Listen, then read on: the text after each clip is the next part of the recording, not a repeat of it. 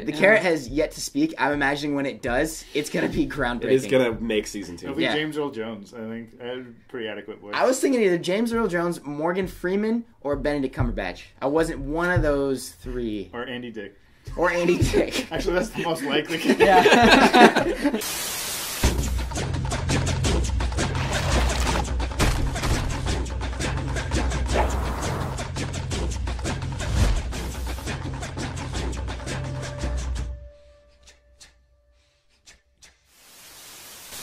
So make sure you join us later this week. We're going to be reviewing Search Park 3 because that came out while we weren't paying attention. That's out, so we're going to do that. You know, they just put these guys back on the Nick Shop, so we got a couple of them that we may be giving away. Tell them what they got to do. Okay, so we have to hit 3,000 subscribers on YouTube. We have to hit 2,000 likes on Facebook. And then we have to hit 2,000 followers on Tumblr. Ooh, that sounds like a tough challenge. I think they're up for it, though. What do you think? That they're up for it. Okay. Yes. So we get to... All right. So once we get to our next 1,000 marker levels on all of those social media outlets, we'll be announcing a giveaway for one of each of these guys. So get out there, like, subscribe, follow, do those things. Let's talk Korra now. Okay.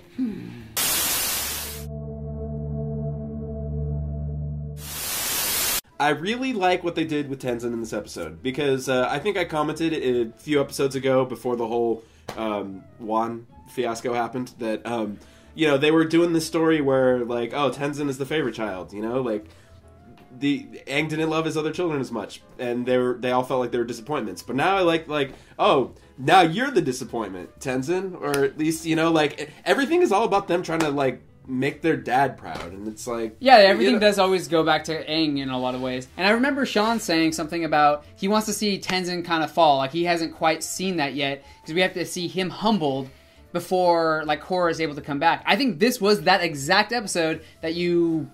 I didn't like it as much because I felt like he wasn't humbled enough. Because who apologizes?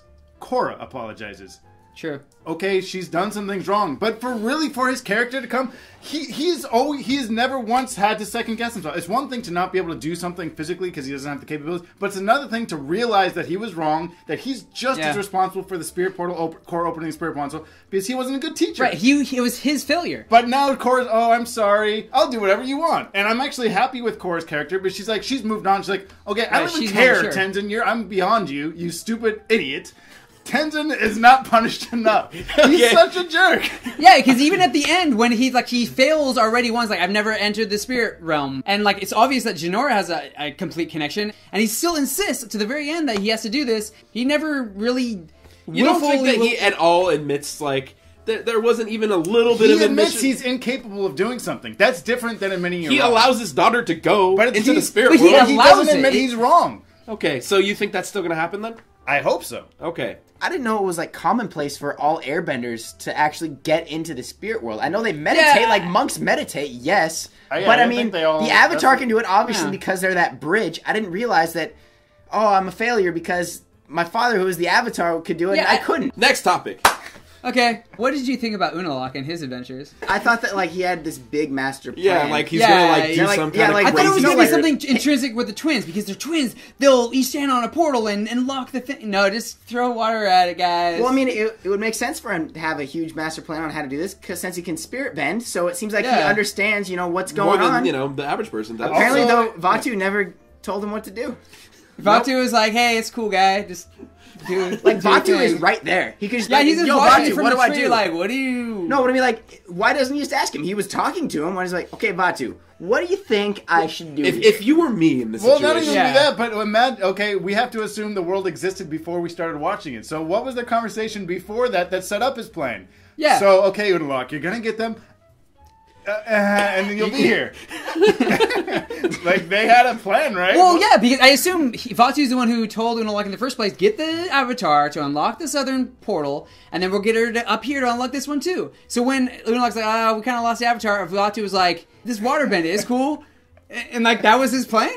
That was also, it had to have been Vaatu's plan as well. On to the most important thing. Mako and Asami. That's not the most important. Flirtorama. It's flirtorama. Is it even flirting? I mean, they're back together now, apparently. More than flirting. They were alone in that apartment, and that was going to be someone's adult situations. Yeah. Adult situations. There's nothing else to say about that, really. It's having sex.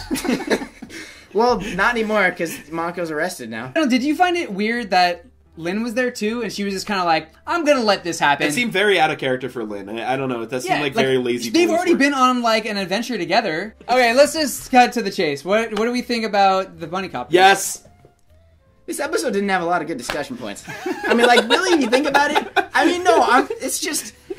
I mean, it was a transition episode, right? Yeah, it was a bridge. It was a bridge between the big bombshell that we just got to where, this was it was literally the setup. It ended with, let's go to the spirit world. My favorite, the best part of the episode, I thought, was Korra. I mean, everyone's kind of had their certain kind of peeves and complaints about Korra this season as a whole, but I thought, I haven't had as many complaints as others, but I did think this episode was just like, boom, she's okay. Look, let's do this. She's focused. There's things that are happening. She knows what she has to do. She's willing to admit she was wrong. Okay, she's moved on. Everyone else is still like, right? Yeah, kill your brother. Kill your I can't apologize. I'm bowling. Right? She's like, Dark Spirits, I got this, guys. Let's take care of this. Yeah, and she seems to be the only one who's okay, we gotta do this. Everyone else is just doing nothing.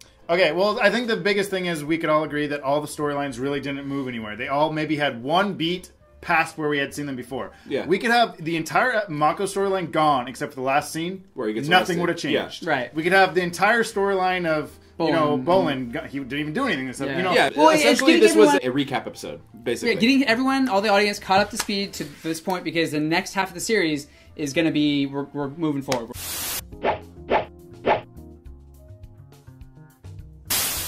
Tenzin was like, no, I can't teach you spirit bending or spirituality. You're not ready. The beginning of the whole season, the whole reason she left him, and now he's like, oh yeah, of course I'll teach you. What? Why did you... That's what I'm saying about it. It was his fault. For your response question. Why is Sean so angry? No, why does Tenzin suck so much? It's because his ears are 5 times the size of a normal human. It's because of meet and greets. I was gonna say, if Tenzin shows up at a meet and greet and sings Single Ladies, I'm done.